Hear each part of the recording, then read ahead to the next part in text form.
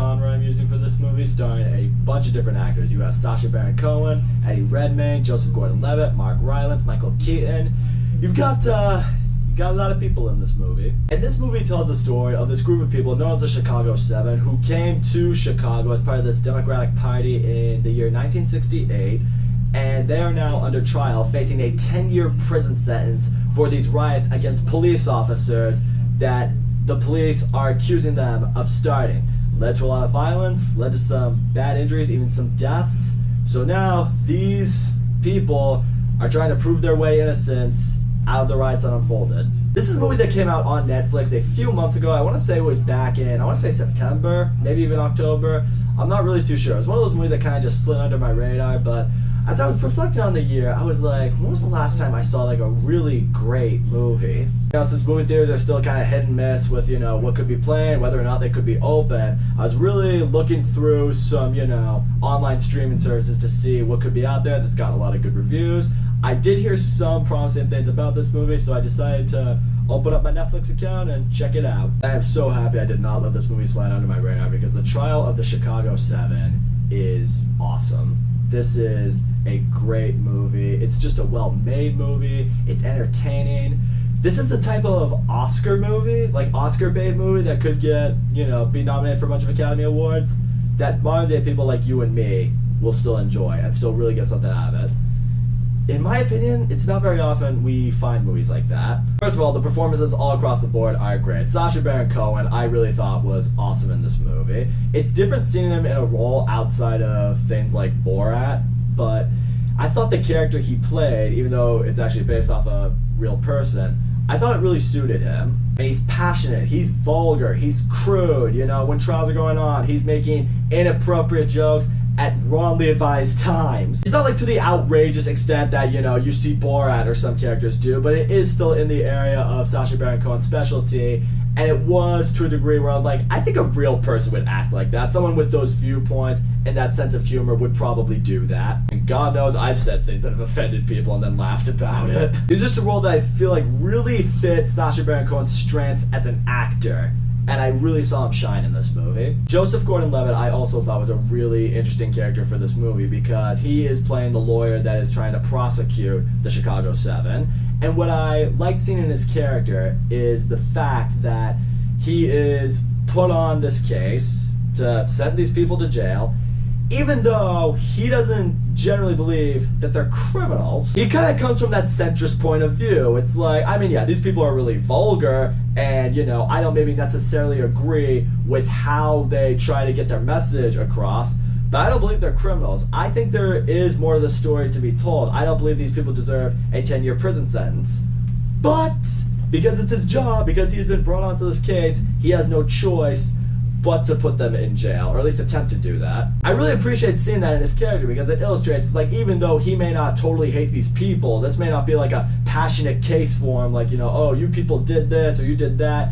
He's someone who's open-minded. He thinks in his head, it's like, these people may not be bad, they just might have been in the wrong place at the wrong time. There might be more to the story, but I have to try to win this case. It's my job. I have to do my job. Speaking of people who have a tough job to do, let's talk about Mark Rylance. He was awesome in this movie. I really loved his character, because he's on the other end of Joseph Gordon-Levitt. He is playing the defense attorney for the Chicago 7, and they're not an easy group of people to defend. They frequently get held for contempt in court because they're, blurting out things they should not be blurting out. They're disrespectful to the judge.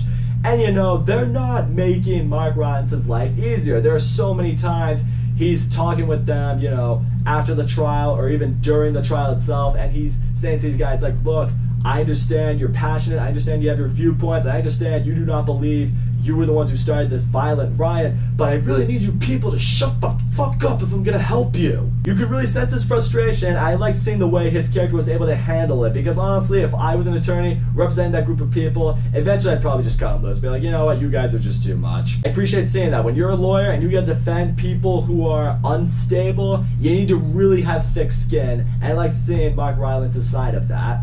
Also, the writing for this movie is great. It is such a well-written script. Aaron Sorkin just absolutely delivers. I think one of the best screenplays of the whole year. This will definitely be up for the Oscar for Best Original Screenplay.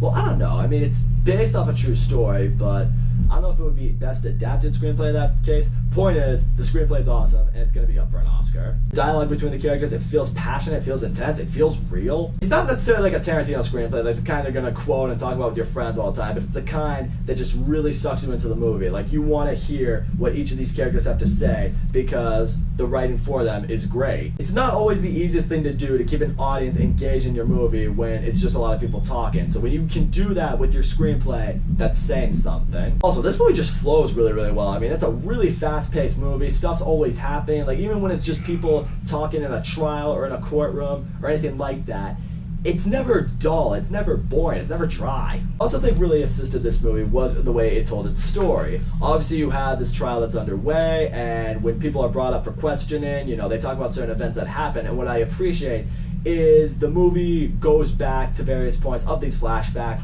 at the rightly timed moments. It's not like really jumbled in the way that a lot of movies have done it, where, you know, a movie will just immediately go to this one flashback, and you kind of have to recall this flashback, and they don't really know when you're back in present time, or, you know, they just go back to it, and you don't really know why they go back to it. When this movie shifts into flashbacks, you know the purpose behind it. It knows when to do it, it knows how long to be there for it, and it's there to tell a point. It's there to get you to see the side of whoever it is trying to pull you to it. 1 or 2 flashbacks in the movie is fine, but when you're doing a lot of them, you need to execute them right if you're gonna make sure the audience isn't jarred, isn't like confused, isn't, you know, thrown off.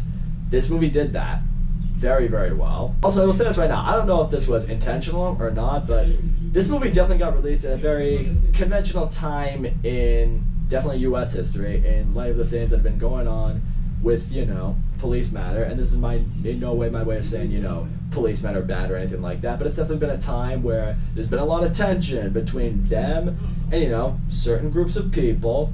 This movie kind of reflects on that. Similar to today, in this movie, you have this group of people who have gathered around a much larger group of people who are engaging in riots, in protests, trying to get a point across, and oftentimes they may not always have it under the best control, and that's when law enforcement has to step in, and at times it leads to things happening that nobody wants to happen, and sometimes there are gray areas on both sides where one side did something that was really wrong, but the other side also did something that was really wrong.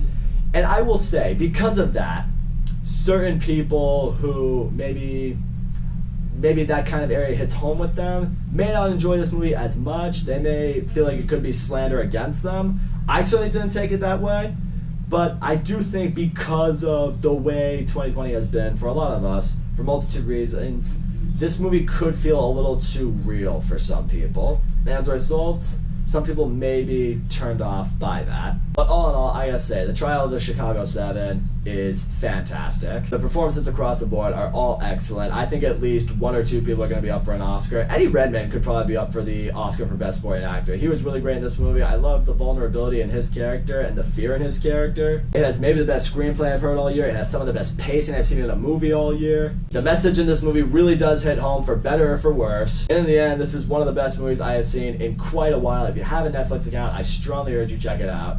This one won't disappoint. That's all I gotta say, guys. Thank you so much for watching my video. Don't forget to leave a comment, like, subscribe, and I'll see you all next time.